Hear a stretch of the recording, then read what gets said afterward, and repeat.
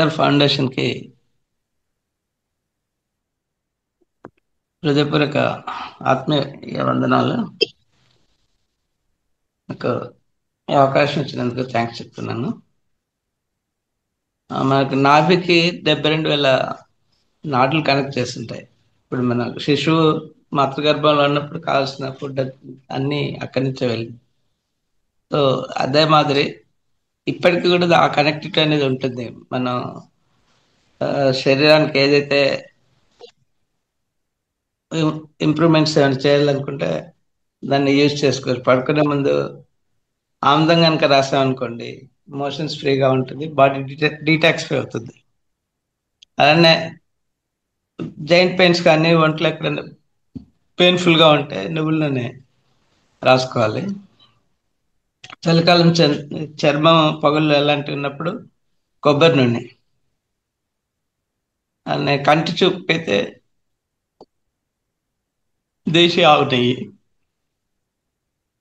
తర్వాత జలుబు అలాంటి సమస్యలు ఉన్నప్పుడు కొబ్బరి నూనెలో తులసి గింజలు మరిగించి ఫిల్టర్ చేసిన తర్వాత ఆ కొబ్బరి నూనెని మనం నాపైన రాసుకున్నప్పుడు జలుబు అలాంటి సైనస్ రిలేటెడ్ ప్రాబ్లమ్స్ ఉన్నా కూడా తగ్గిపోతుంది. అలానే ఆలివ్ ఆయిల్ కూడా వాడచ్చు.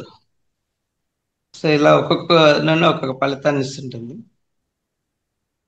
సో ఈ విధంగా మనం ఆయిల్స్ని ఉపయోగించుకుంటూ మన సమస్యల్ని తగ్గించుకోవచ్చు. అలానే బాడీ డీటాక్సిఫైయింగ్ వచ్చేసి కషాయాలు, మీకు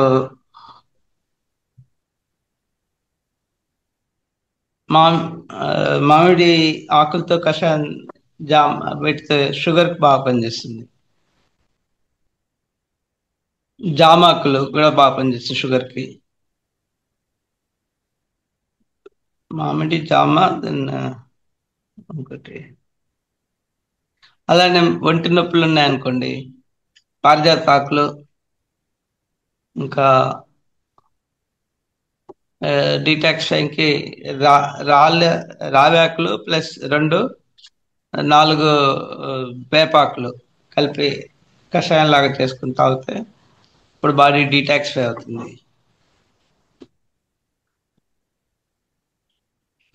మన తాగే వాళ్ళకి డిఅడిక్షన్ చేయాలంటే వీటికి మన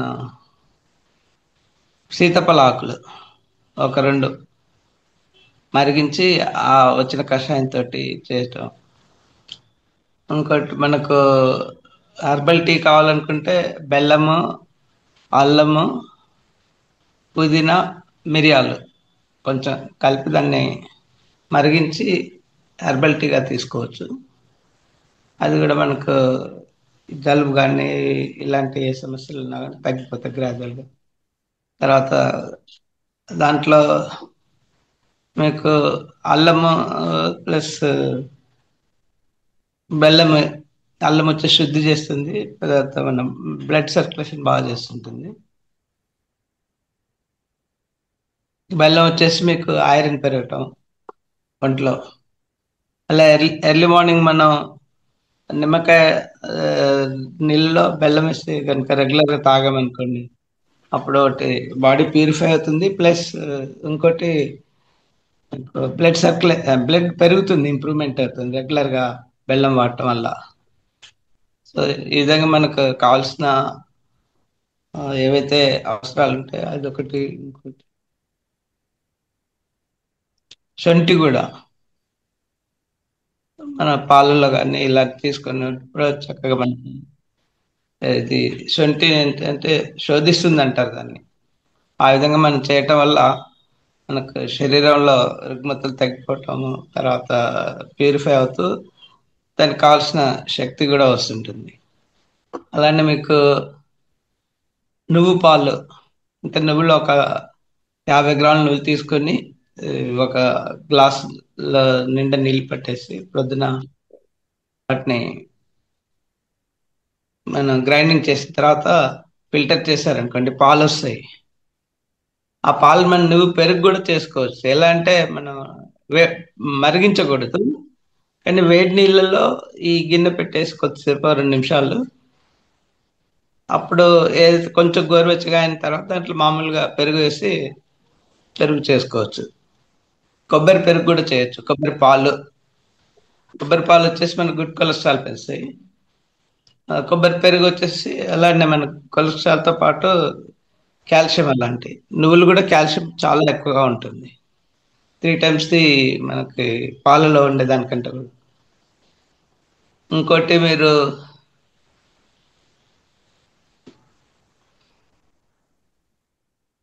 ఈ బీన్స్ ఏంటంటే గుర్తు రావట్లేదు. సోయా పాలు ఈ వేరుశనగ మూడు పాలు. ఏమండి. వేరుశనగ పాలు సార్, వేరుశనగ. వేరుశనగ పాలు అంటే మనకు ప్రోటీన్స్ పెరుగుతాయి, లావు ప్రోటీన్స్ ఎక్కుతారు. లాగెక్కుతారు. వేరుశనగ మనం నానబెట్టి కూడా డైరెక్ట్ తినొచ్చు బెల్లంతో పాటు. ఖర్జూరాలు కానీ బెల్లంతో పాటు తినొచ్చు. కాకపోతే అంటే వేరుశనగ ఏంటంటే కొంచెం సన్నగా ఉండాలి పర్లేదు, కానీ ప్రోటీనైజ్డ్ ఫుడ్, హైలీ ప్రోటీనైజ్డ్. దానివల్ల మనకు కండరాలు పెరుగుతాయి. ఇంకోటి మీకు ఇది సన్నగా ఉండాలి, కొంచెం లావు ఎక్కుతారు. సో మన ఎస్. బాడీని బట్టి, అవసరాన్ని బట్టి వేరుశనగ పాలు కానీ వేరుశనగ డైరెక్ట్ తింటాం కానీ, అంటే నానబెట్టి తినాలి, ఆ పొట్టు తీయకుండా తినాలి ఎండు పొట్టుతోటి. అలానే మనకి రెగ్యులర్ గా మన పెద్దవాళ్ళు స్పెషల్లీ పండుగ సంక్రాంతికి అటు ఇటుగా ఒక నెల రోజులు నువ్వుండలు రెగ్యులర్ గా మనకి చేసి రోజుకొక వంట తినిపించేవాళ్ళు. దానివల్ల ఇంకా చలికాలం ఒకటి వేడిని జనరేట్ చేస్తుంది, రెండోది వచ్చేసి కాల్షియం ప్లస్ ఐరన్ రెండు ఉండటం వల్ల మనకు కావాల్సిన బ్లడ్ జనరేషన్, తర్వాత కాల్షియం వల్ల ఎముకల దృఢత్వము. సో ఈ విధంగా నువ్వుండలు మనకు కావాలంటే దాంట్లో పల్లీలు కూడా కలిపి చేసుకోవచ్చు. పల్లీలు కలిపినప్పుడు మనకు ప్రోటీనైజ్డ్ ఇది వస్తుందండి. సో మనకి న్యాచురల్ ఇంట్లో ఉండే వస్తువులతోటే మనం శరీరానికి కావాల్సిన వాతావరణానికి అనుకూలంగా ఎప్పుడు తింటూ ఉంటే ఇది పిల్లలకి ఆ టాఫీస్ చాక్లెట్లు ఇచ్చే బదులు దాని బదులు విసేజ్. ఎందుకంటే చాక్లెట్లో 2 రకాలు, ఒకటి మనకు పళ్ళు దెబ్బతింటే, రెండోది వాటిల్లో ఈ టేస్ట్ కోసం అన్ని పిగ్ ఫ్యాట్ ఉన్న తర్వాత బుల్ ఫ్యాట్, కాఫ్ ఉంటాయి కదా, ఆ రెండు కలుపుతారు అందులో. సో వాళ్ళంటే వాళ్ళు తింటారు కాబట్టి వాళ్ళకి సమస్య లేదు. మనకి ఆ విషయం తెలిసినప్పుడు మానేస్తే బెటర్. ఆ టాఫీస్ అన్ని మానేసి దాని బదులు మన అన్సెంట్ పద్ధతిలో ఇవి ఉండలు చేసుకొని డైలీ పిల్లలు మన పెద్దవాళ్ళకైతే దృఢత్వానికి, ఎముకలకి, కాల్షియం డెఫిషియన్సీకి బాగా పనిచేస్తాయి. చిన్న వాళ్ళ పిల్లలకు కూడా గ్రోత్కి బాగా పనిచేస్తాయి. ఈ విధంగా మనం ఆహారంలో ఇలా తీసుకోవటం వల్ల. ఇంకోటి రెగ్యులర్ మన వాము కూడా వారానికోసారి దాని కషాయం కనుక తీసి తాగామనుకోండి, మొత్తం బాడీని డీటాక్సిఫై చేస్తుంది. అలానే జీలకర్ర, వాము, ఇంకోటి ధనియాలు రాత్రిపూట మనం ఒక ఆ, గిన్నెలో నానేసి ఆ నీళ్ళని మరిగించి ప్రొద్దున తాగటం ఒకటి. బాడీ డీటాక్సిఫై చేయాలంటే మామూలుగా ఈ ధనియాలని కూడా ఒక స్పూన్ ధనియాలు కనుక ఒక గ్లాస్ నీళ్ళు నానేసి అది తీసేసి ఆ ధనియాలు తీసేసి ఆ నీళ్ళు తాగొచ్చు. కిడ్నీస్ బాగా క్లీన్ అవుతుంది. ఇంకొకటి మీకు మెంతులు మెంతులు కూడా రాత్రి ఒక స్పూన్ దాంట్లో గ్లాసులో నానేసి మనం మార్నింగ్ ఆ నీళ్ళు తాగామనుకోండి, బ్లడ్ షుగర్ కంట్రోల్ అవుతుంటుంది. కాకరకాయ కూడా చిప్స్ లాగా కట్ చేసి దాంట్లో మన లెమన్ పిండి ఆ రసంలో ఒక 5-10 మినిట్స్ నానబెట్టి దాంట్లో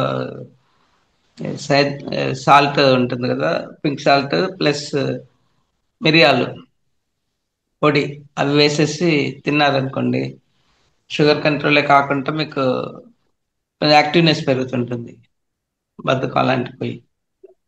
సో అట్లే మీరు వారానికి ఒకసారి పొద్దుటిపూట సొరకాయ జ్యూస్ గ్లాస్ తీసేసుకుని ఒక వారం రోజులు సొరకాయ జ్యూస్, ఇంకో వారం రోజులు బుడిది గుమ్మడికాయ జ్యూస్, మూడో వారం వచ్చేసి కీర దోసకాయ జ్యూస్, నాలుగో వారం వచ్చేసి మీరు ఇది బీట్రూట్, క్యారెట్, కరివేపాకు, ఈ మూడు మనం కలిపి జ్యూస్ లాగా చేసుకొని తాగామనుకోండి, దాంట్లో లెమన్ వేసుకోవచ్చు. ప్లస్ పింక్ సాల్ట్, మిరియాల పొడి కావాలంటే వేసుకోవచ్చు, లేకపోతే పింక్ సాల్ట్ అలా వేసుకొని తాగారనుకోండి, blood generation plus body detoxification. ఎందుకంటే బూడిద గుమ్మడికాయ వచ్చేసి మీకు బాడీలో ఎనర్జీ బాగా పెంచుతుంది. అంటే మహాప్రాణ అంటారు సాంస్క్రిట్లో. కాబట్టి మనకు ఆ నీరసం అనేది పోతుంటుంది.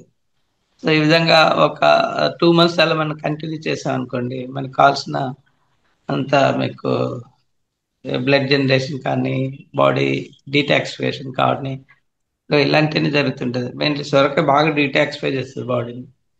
సో ఈ విధంగా మనకు చుట్టుపక్కల ఉండే ఆకులు, తర్వాత గింజలు, ప్లస్ మన ఇంట్లో ఉన్న కూరగాయలు, ఈ విధంగా మనం ఉపయోగించుకున్నప్పుడు మనకి ఆరోగ్యం అనేది బాగుంటుంది.